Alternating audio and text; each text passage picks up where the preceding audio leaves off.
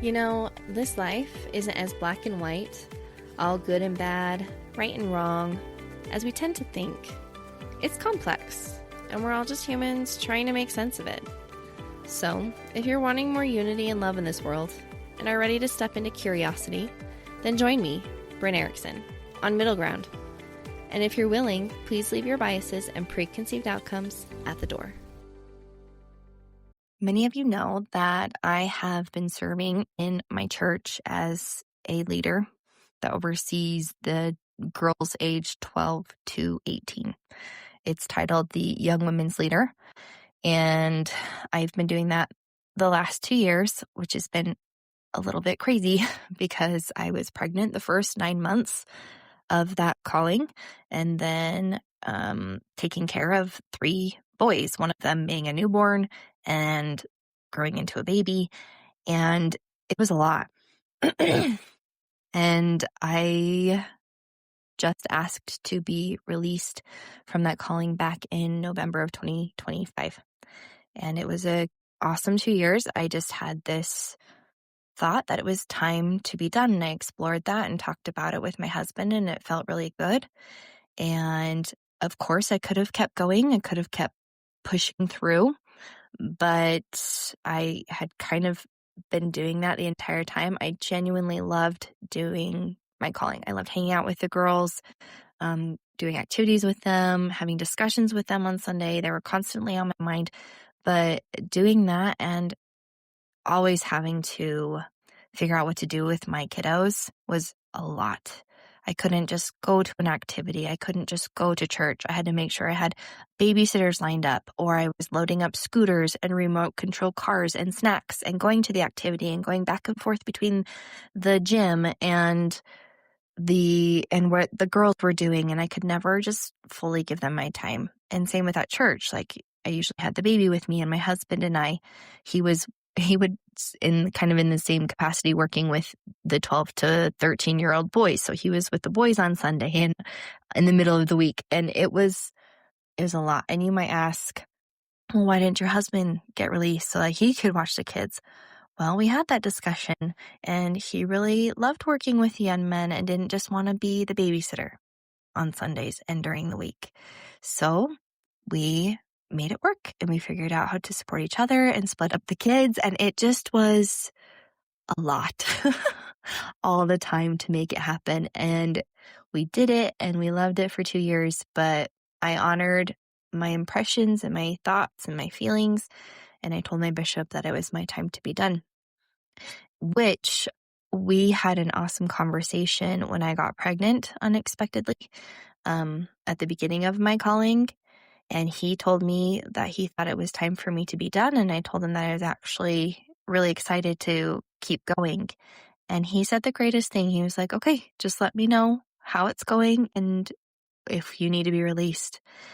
And so when I had that thought that it was time, it was so nice to know that my bishop was already on board with that. And I was really grateful for that. And so I was released, and it was very bittersweet. I loved what I was doing, but I knew it was time to move on, and I wasn't quite sure why, but I just know that I'm always willing to help and give and support and love, because that's just the person that I am. I love getting people together. I love taking care of people. So I was excited to see what the next thing was for me. And now here we are in February, so about 4 months later. And I've kind of been trying to figure out what is the next thing for me. Obviously, I'm still in the thick of motherhood and little kids, and that is a calling of its own, right? But I was asked to work in the primary not too long ago, which is where all the children are. And I felt so much resistance to that, which was very interesting. So I got curious about that resistance. And I wasn't quite sure what it was about, other than it was there. And I needed to say no to this calling. And thankfully, my ward, my congregation, has quite a few people In fact, we have enough people that they're trying to triple up teachers per each class of kids so that the teachers can take turns going to the adults class or being in the primary. So I said no, but that I was willing to be a substitute and kind of a ward floater, if you will, where I was needed kind of on an on-call basis. But the thought of committing to something felt really overwhelming. And as I've been reflecting on that recently, it's been interesting that my capacity to create my dream life coaching business, spiritually guided life coaching business, has enlarged. And the effort that I'm able to put into this podcast and take care of people in a way that I want to, and the people that I want to, is also enlarging as well. And that has been really fun. That as I stepped away from that calling that took a lot of time and energy and kind of put my focus on a specific group of people, as I've passed them on to the next awesome leaders that are watching them, I have been able to enlarge in my capacity. And I was listening to a podcast today from the House of Joy, which is awesome. I highly recommend it.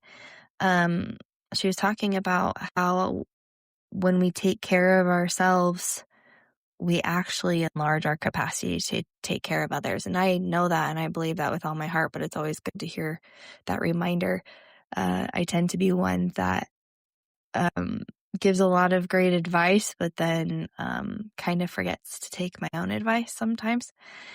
And it was just good to have that reminder today. And I have felt that as I have honored what my heart and body and mind are telling me that I need, the more capacity I have to take care of other people. And that is what I am all about. I find true joy in taking care of other people in simple ways, like not being a literal caretaker, but being aware of people.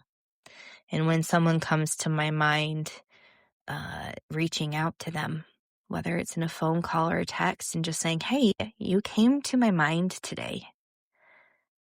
I'm not sure why, but I just wanted you to know that. And I think you're awesome and I love you. And sometimes they respond back. Sometimes they don't. Sometimes it leads to deeper conversation.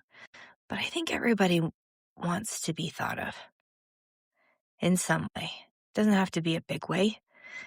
But to me, being a disciple of Jesus Christ is being open to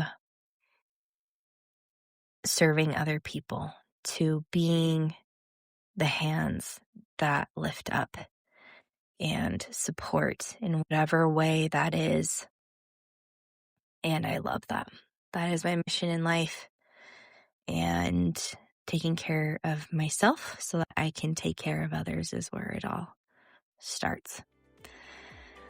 So I hope there's something that resonated with you in this messaging. If anything, what's that one small thing that you're going to do to take care of yourself today so that you can show up better tomorrow? Make it a great one. Before you go, if this episode resonated with you, or perhaps someone came to mind that you could share it with, if you wouldn't mind sharing, that would be amazing.